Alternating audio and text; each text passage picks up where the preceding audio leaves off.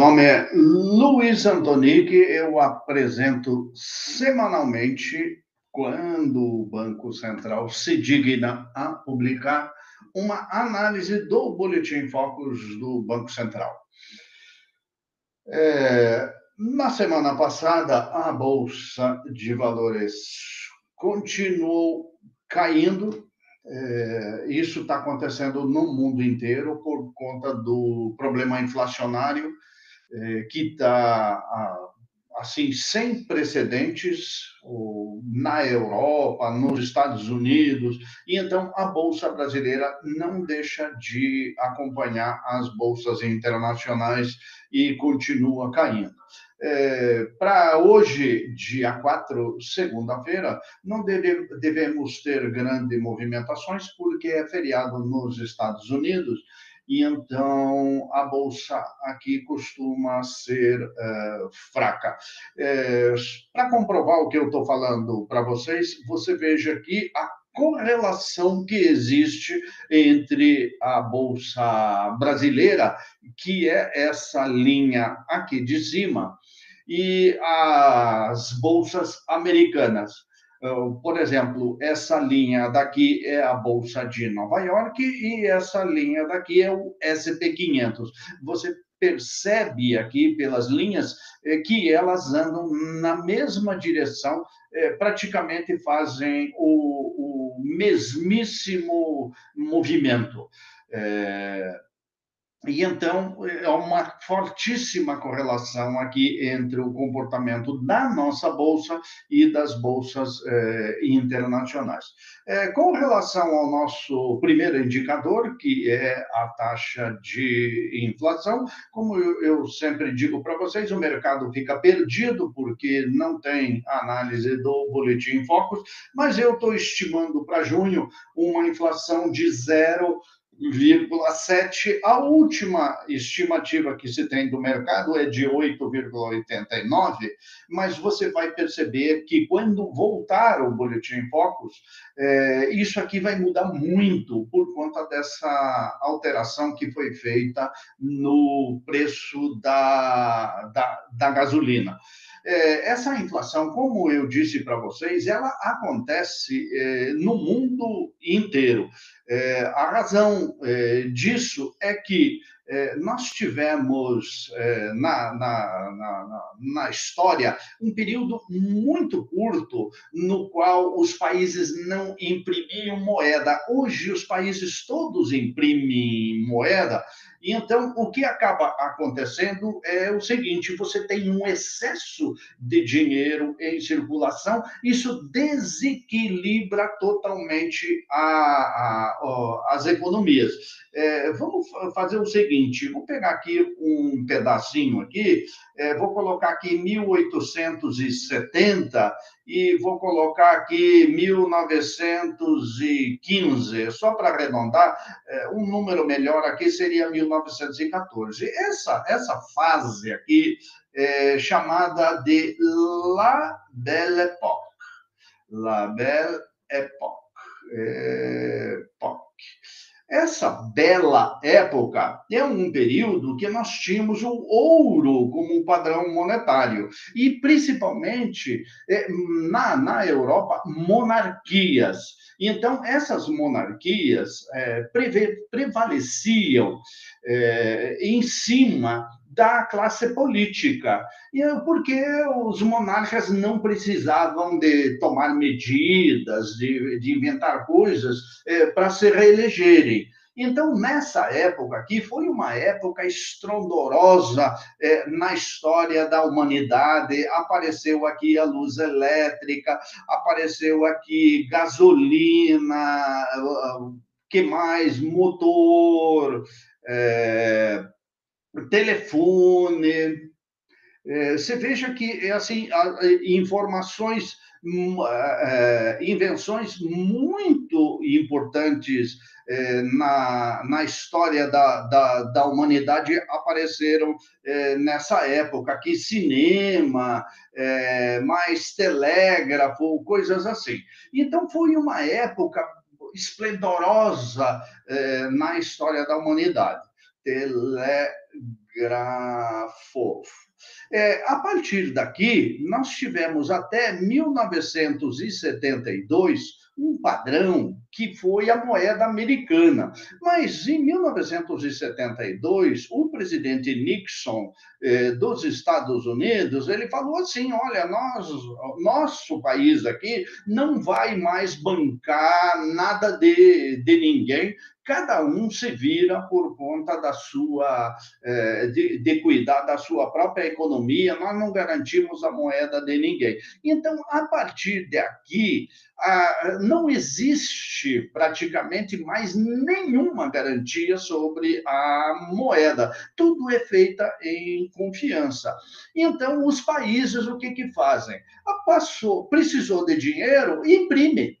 Simplesmente assim. Quer dizer, esse dinheiro não é garantido por nada como ele era garantido nessa época aqui. Então, aí, hoje, dentro das economias no mundo inteiro, vem essas catástrofes que assolam toda a população. Por quê? Porque a classe política imprime dinheiro conforme ela precisa. Imagina no Japão, por exemplo, eles devem 2 PIBs. Aqui no Brasil, nós devemos 80% de um PIB. Os americanos, a gente já perdeu a conta de quantos PIBs eles devem. Por quê? Eles não precisam produzir nada, eles simplesmente imprimem o dinheiro e com essa impressão do dinheiro, eles vão conduzindo as economias. Então, nós nunca vamos sair dessa crise, porque você cai de uma crise e entra na outra. Um dia é a Argentina, outro dia é o Brasil, outro dia é a Rússia, e assim nós vamos de crise em crise. Por quê?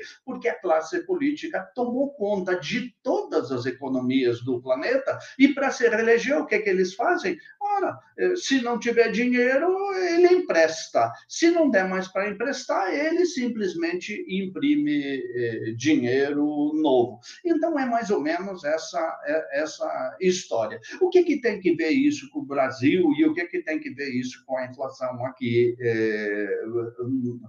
brasileira? Você imagina que o governo brasileiro agora está fazendo um corte de tributos, que eu acho que é muito justo, que deveria de fazer mesmo, porque se imagina só o seguinte, gasolina não é um item essencial aqui no Brasil. Gasolina, luz, água, telefone não são itens essenciais. Então, os estados podem colocar a alíquota que quiserem. Então, o que o governo fez?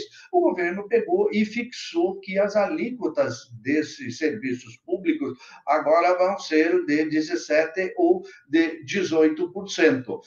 Muito bem. Só que o governo vai dar o dinheiro de volta para o Estado. O dinheiro que o Estado perder de arrecadação, o governo vai dar uma parte disso de volta. Olha, meu amigo, desse jeito, então, qual que é a diferença disso para isso daqui? É a mesma coisa, a gente continua com a mesma situação.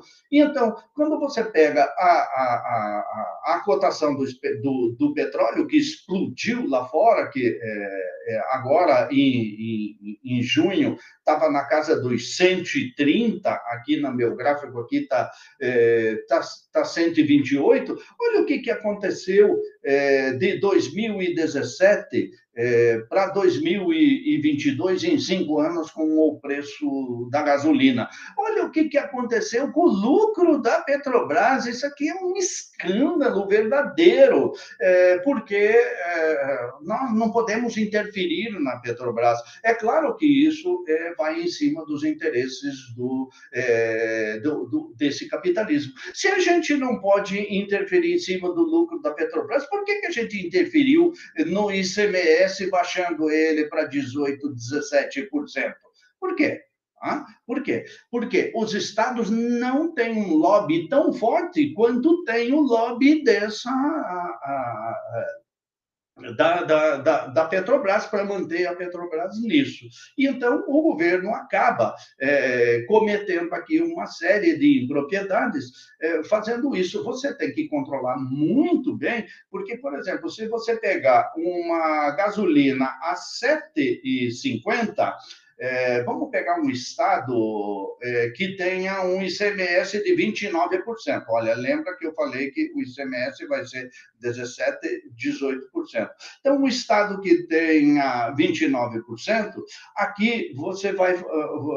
Na verdade, o preço sem ICMS é R$ 5,81.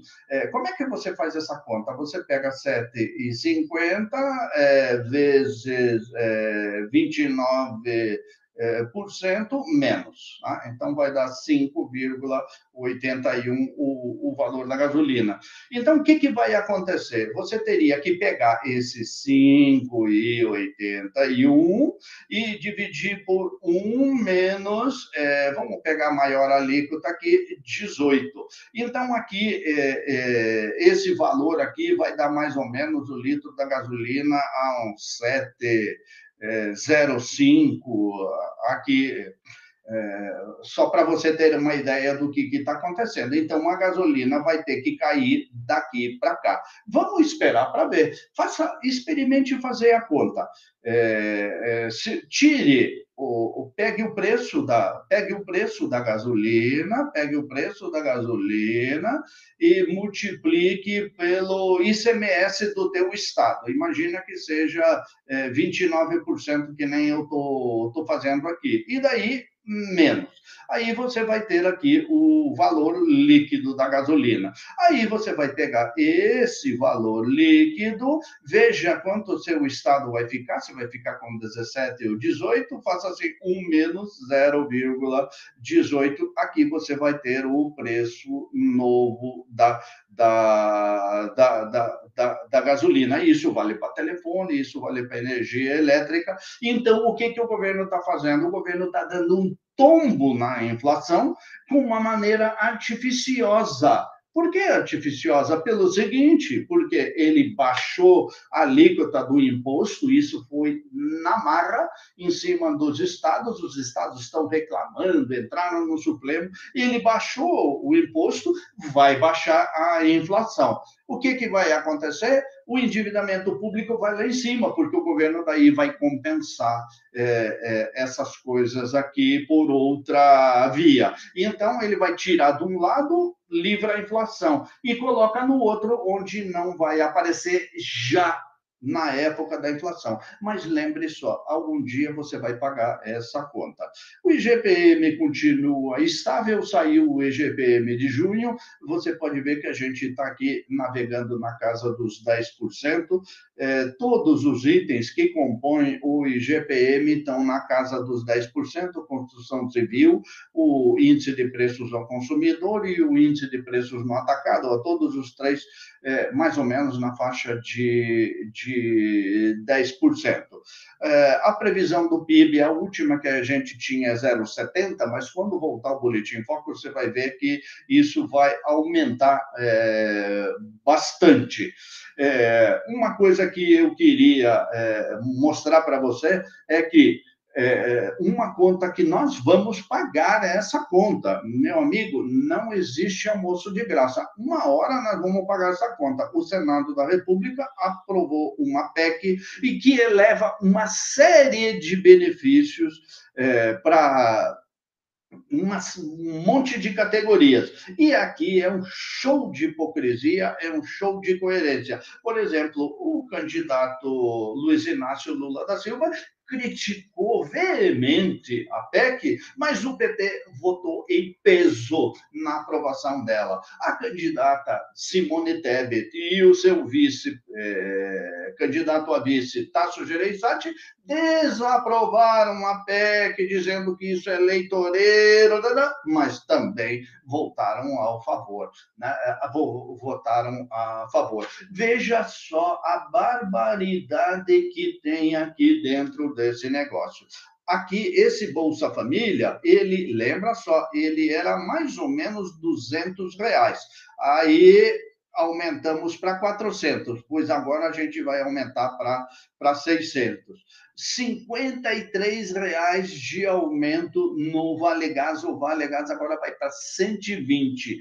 Custeio de gratuidade do transporte público para idosos. O professor Antonic agradece, mas eu não preciso desse benefício. O governo vai compensar o ICM que os estados perderem aqui, ó, com aquele aumento, com aquela redução do ICMS que eu acabei de falar. Vai zerar PIS, COFINS e CID sobre gasolina e etanol até 31 de dezembro, é claro, até a época da eleição. Vai reforçar o programa Alimenta Brasil, vai dar um auxílio taxista de R$ 200 e um auxílio caminhoneiro de R$ 1.000. Algum dia você vai pagar essa conta, pode ter certeza, e não vai ser algum dia, vai ser já. Isso aqui não vai dar 6 meses para a gente ter problema por conta desse negócio. A taxa de desemprego é uma boa notícia, caiu, se você lembra, estava 14,4% aí, ó, há praticamente uns 6 meses atrás, aí agora estamos com 9,8. Eu quero insistir com você que nessa taxa aí não entram aqueles que estão procurando emprego, aqueles que desistiram de procurar emprego, os desalentados não entram nessa conta, então o número aqui deve ser um pouco mais do que o dobro. Aqui, país cria vagas com carteira assinada via CAGED, não confunde o CAGED com a taxa de desemprego. A taxa de desemprego é um cálculo científico feito pelo IBGE e o CAGED é simplesmente as pessoas que têm carteira assinada. O câmbio, a última meta que nós tínhamos era R$ 5. Essa semana deve começar devagar, porque, como eu falei, a Bolsa de Nova York está fechada, mas a tendência do mercado aqui é de alta. Na semana passada subiu 1,31%, fechando a 5,30. O que eleva o dólar? Eleva o dólar essas coisas assim, essa PEC, por exemplo, aqui, causa um desconforto total no mercado. Os investidores internacionais vão procurar um lugar mais sério para colocar o dinheiro deles. A taxa Selic hoje está em 13,25. Não esqueça que a próxima da reunião do Copom é no dia 3 de agosto e a tendência é que ela aumente para 13,75. Refiz aqui a minha tabelinha de investimentos. Poupança continua aquele desastre. Melhor coisa seria você hoje aplicar num CDB de banco pequeno. Cai fora dessas novidades, dessas coisas que aparecem aqui, e principalmente se você tiver fundos, sai fora dessa aqui. Respondendo uma pergunta aqui, me perguntaram se é uma boa para investir em fundos imobiliários. Eu, sinceramente, primeiro, eu sempre insisto o seguinte, só deve investir naquilo que você conhece muito bem. Fundo imobiliário é uma coisa complicadíssima, então eu desaconselho a você investir em fundos imobiliários. Outra coisa também muito interessante é o seguinte, é que os fundos imobiliários, eles pagam uma taxa em cima do valor. Então, por exemplo, se você comprar uma cota de 1.000, ele vai te pagar uma taxa que nem esse fundo aqui, o VGHF11, ele vai te pagar 17% de juros. Não esqueça, isso aqui tem 15% de imposto, mas o mais interessante aqui é o seguinte, a chance que você tem.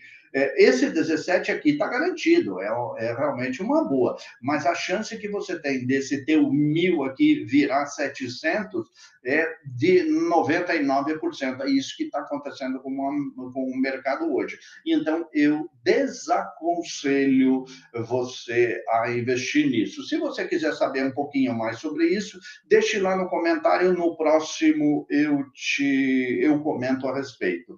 E a segunda coisa que me perguntaram muito durante a semana é o seguinte: tem muita propaganda que o Tesouro Direto você pode ganhar 30% ao ano. Pode, mas você vai ganhar isso em cima da marcação a mercado. Então, eu diria para você o seguinte: dificilmente uma pessoa comum vai saber o que é marcação a mercado. E, então, o meu conselho é o seguinte: não se meta nisso. Fique naquele comum, fique ganhando ali a taxa Selic, que é muito melhor do que você se meter nisso aqui, porque precisa conhecer muito bem o que é a marcação a mercado para você poder investir nisso daqui. Enquanto a taxa de juros estiver subindo, você está perdendo. Enquanto a taxa de juros começar a baixar, você vai ganhar. E então, o pessoal que ganha dinheiro com isso observa essas curvas de juros e ganham dinheiro com isso. Mas se queres um conselho, não se meta nesse negócio. Meus amigos, então, é isso essa semana. Muito obrigado, um abraço e até a semana